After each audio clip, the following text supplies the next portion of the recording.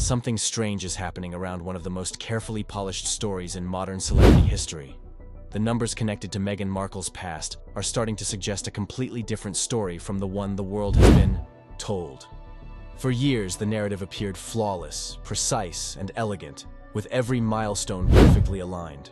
But now, fragments from the past, old interviews, archived magazine pages, and forgotten records are suddenly colliding in ways that refuse to stay quiet. As people dig deeper, one question keeps growing louder. What if a single number could quietly unravel the entire timeline? What if Meghan Markle's age, one of the most basic facts about a public figure, doesn't line up the way it has always been presented? This isn't about shaving off a birthday candle or two. Hollywood has seen that trick before. This conversation is much bigger. The claims circulating in whispers, online forums, and resurfaced documents suggest something far more dramatic. An age gap that could stretch as far as 8 years. 8 years doesn't just slightly adjust a biography. It reshapes it. 8 years redraws school timelines, shifts career milestones, and changes the way every chapter of a life story is interpreted. Suddenly, moments that once seemed simple begin to look different. Different classmates, different stages of life, and entirely different circumstances. That's where the tension begins to build. For a long time, Meghan Markle's public birth date has been widely listed as August 4th, 1981. It appears in biographies, interviews, documentaries, and official coverage everywhere. That date became the anchor for the entire narrative surrounding her life. Childhood in California, college years, Hollywood struggles, breakthrough roles, royal marriage. Everything fits neatly when you begin in 1981. But then an old piece of printed history started resurfacing. Not a rumor, not an online post, a magazine. Specifically, a March 1997 issue of the teen publication 17 magazine, a glossy printed artifact frozen in time. On page 19 of that issue, Meghan Markle's name appears alongside one very specific number, 21. Suddenly, the math stops making sense.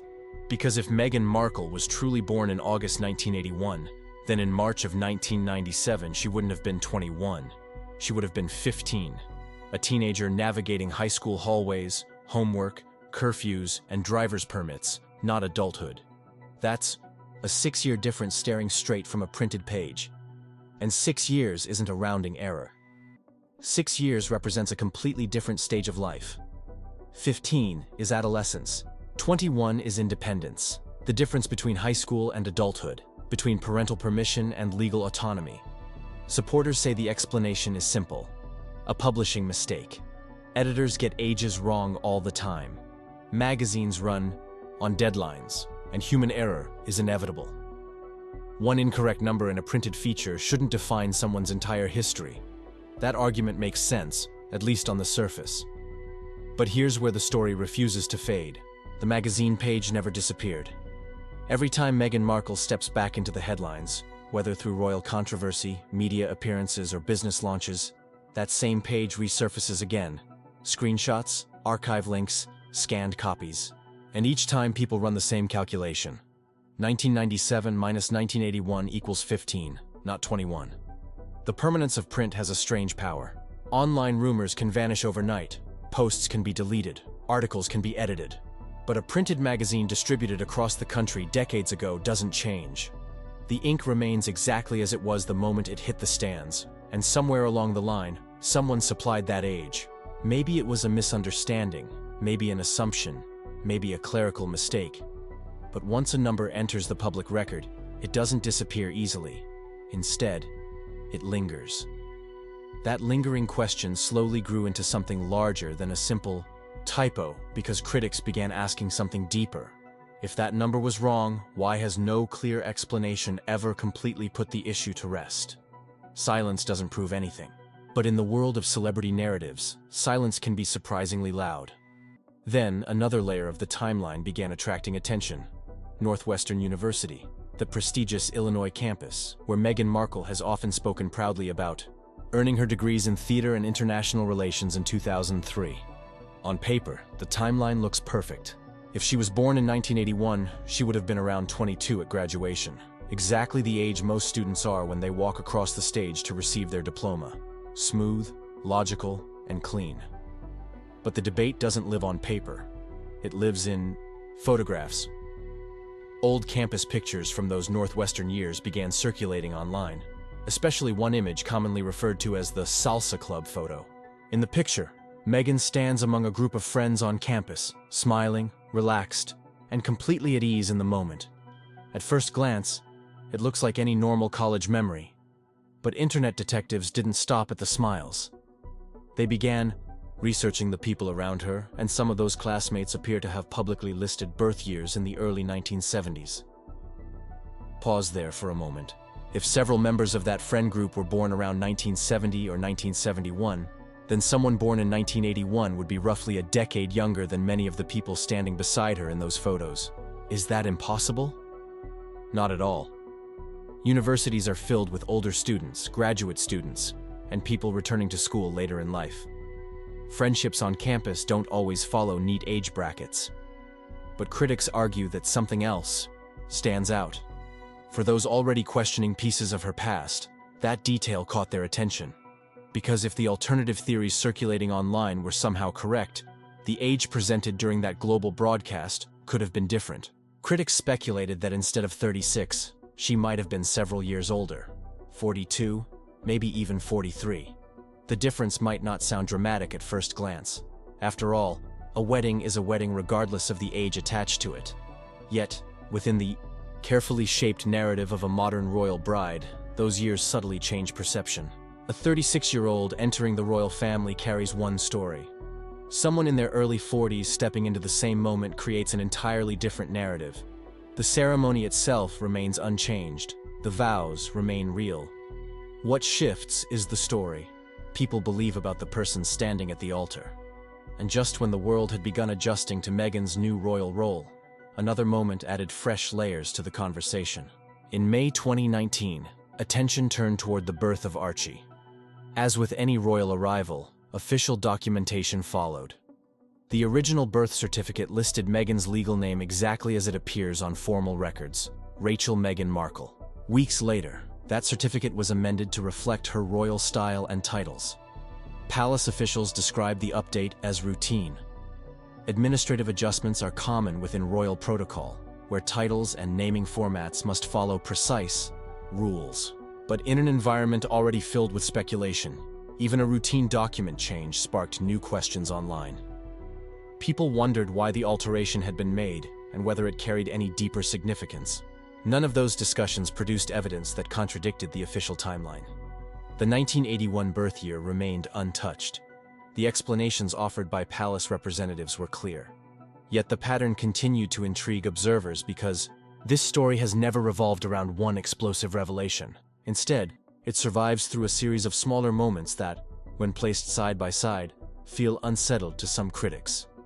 A magazine listing from March 1997 reporting an age that conflicts with the widely known birth year. College photographs from Northwestern that critics believe show an older social circle. A first husband who shared years of her life yet remains completely silent about the controversy. A royal wedding broadcast watched by billions where one specific number was repeated across the world.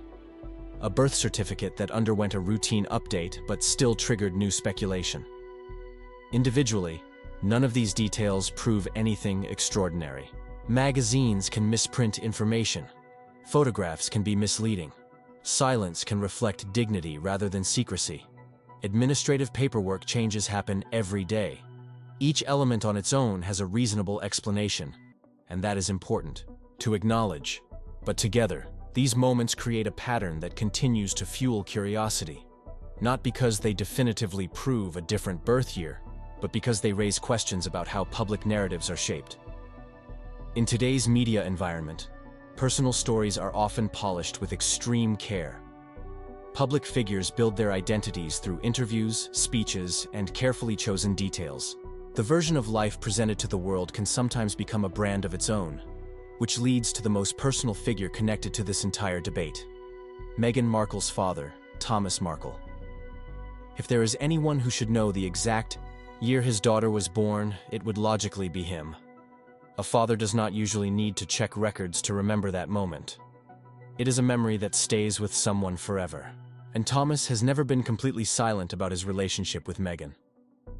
Over the years, he has given interviews discussing their strained relationship and expressing sadness about being distant from his daughter and grandchildren.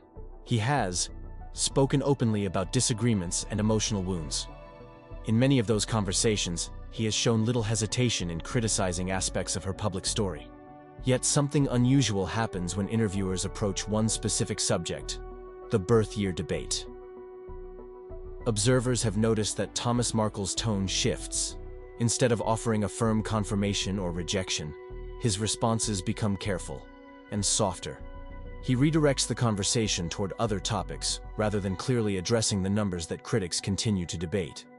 That hesitation has sparked two competing interpretations. One explanation is straightforward. The official date is correct, and Thomas sees no reason to entertain rumors circulating online. The other interpretation suggests that his careful responses hint at a more complicated situation, that he prefers not to escalate publicly. Neither explanation has been proven, and that uncertainty is exactly what keeps the conversation alive. After years of debate, one fact remains unchanged. The official birth year for Meghan Markle continues to be listed as 1981. No verified document has publicly replaced it. No conclusive evidence has overturned it. Yet the curiosity surrounding her timeline refuses to disappear. Most celebrity rumors flare up briefly and vanish as attention shifts elsewhere. This one continues resurfacing again and again, sometimes quietly, sometimes loudly, drawing new audiences into the discussion each time it returns. Perhaps that is because the debate is no longer simply about a number attached to a birthday. It has become a broader conversation about narrative control in the age of celebrity, about how public stories are built, polished, and protected. It is also about how even the smallest inconsistencies can spark massive curiosity when millions of people are watching. For now, the timeline remains exactly as it has always been presented. August 4th, 1981. The official record stands firm, but the questions surrounding that number continue floating through the public conversation, like echoes that refuse to fade.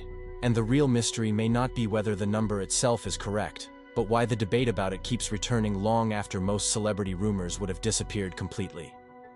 Because when curiosity meets silence, speculation tends to grow. And sometimes the most powerful force keeping a story alive is not what has been proven, but what remains unanswered.